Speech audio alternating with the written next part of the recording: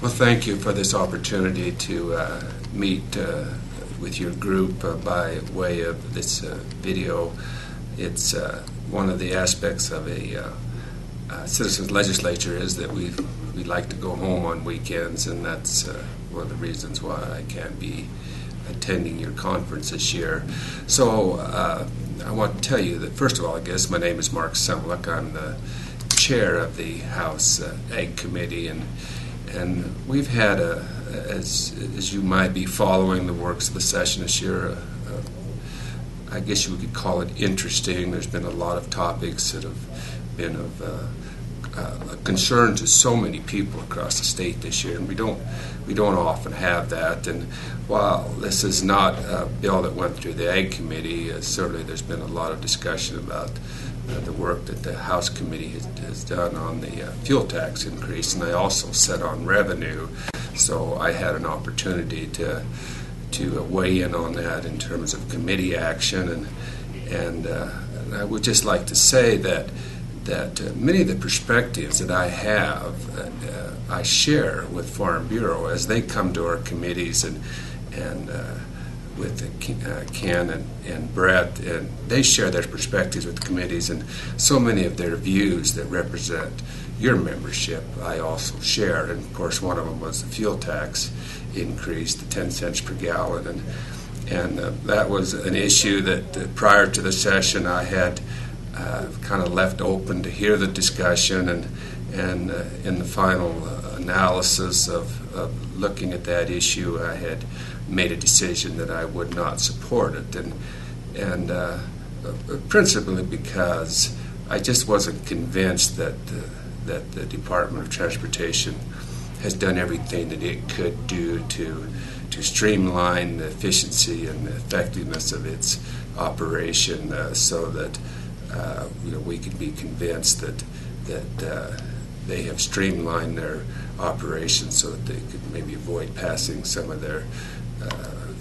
financial needs, on to the consumer. But that being said, that bill is over in the Senate, and we'll just see how that works out. The other issue that I think we share a real common perspective on has to do with the conservation easements, and I had brought a bill this year that we heard in the House Ag Committee to really just do away with the conservation easements, and we had a couple hours of testimony, and the conclusion as the committee chair at the end of that discussion is that there probably wasn't enough support on the committee to provide that kind of a drastic change in what we've done with public funding of conservation easements in this state. So we'll continue to work on that. We had another great discussion on that when the Wyoming Natural Resource Trust account brought to the legislature their consideration of their large project funding, and there again we had another big discussion over that, and my concern all along is when we look at the public funding of conservation easements to the state side, the state funding really of conservation easements, I think we have to really consider, does it really provide the greatest need for all the people of Wyoming, and of course the discussion had to do a lot with sage grouse, and I never was too convinced that this was the right program to have out there, but I became more convinced after continuing to hear additional testimony that one of the reasons why we need to invest public money, state money, in conservation easements was for the purpose of trying to keep sage grouse from being listed. And the more testimony that we heard on that, it was more compelling to me yet that in the purpose of trying to protect our sage grouse with conservation easements, it just covered such a small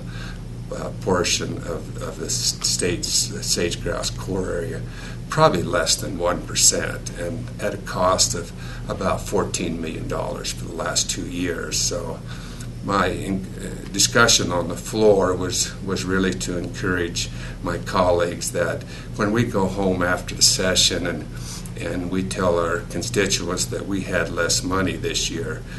I wanted to send a message back to them that even though we did have less money, we tried to do the greatest good for the most people, and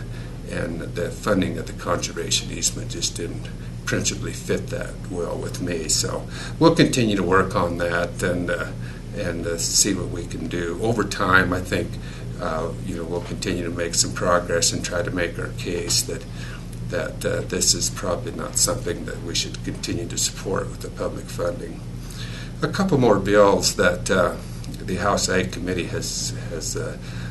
considered this year. One had to do with egg operations, and it really had to do specifically came about as a result of the case up at Wyoming Farms near Wheatland with the approach that some of the animal activists have taken there and in other places over the country to try to demonize what we do in production agriculture in Wyoming, and we just resist their approach by using films and video and other methods to look at our ag operations and suggest that if there's animal cruelty going on there, which none of us want, that they could take these films of these operations and over time sensationalize them, edit them, and then use them for fundraising. So while certainly none of us accept that animal cruelty is a thing that we should allow to go on in our industry, we firmly believe that there is a private property right, and if someone wants to report animal cruelty, that they should do it quickly and rapidly to the appropriate officials and do away with it. Another bill that we looked at this year had to do with the interstate shipment of meats. And while we really believe that this can be a niche industry for our Wyoming livestock producers, we did have some concern about some of the provisions in this bill, and this is another really good visionary bill brought to us by Representative Wallace, who brought to us the Wyoming Food Freedom Bill over the last few years, and really gave the legislature something to think about, that how we can continue to do further marketing of our Wyoming products, not only to the people in our own state with homegrown products, but also in the case of this bill with the interstate shipment of meat, how to take a niche market that we might have available in Wyoming and allow us to provide meat that's been processed in our state inspected plants and send that meat all over the United States. It is an attractive proposal. We did have some concern about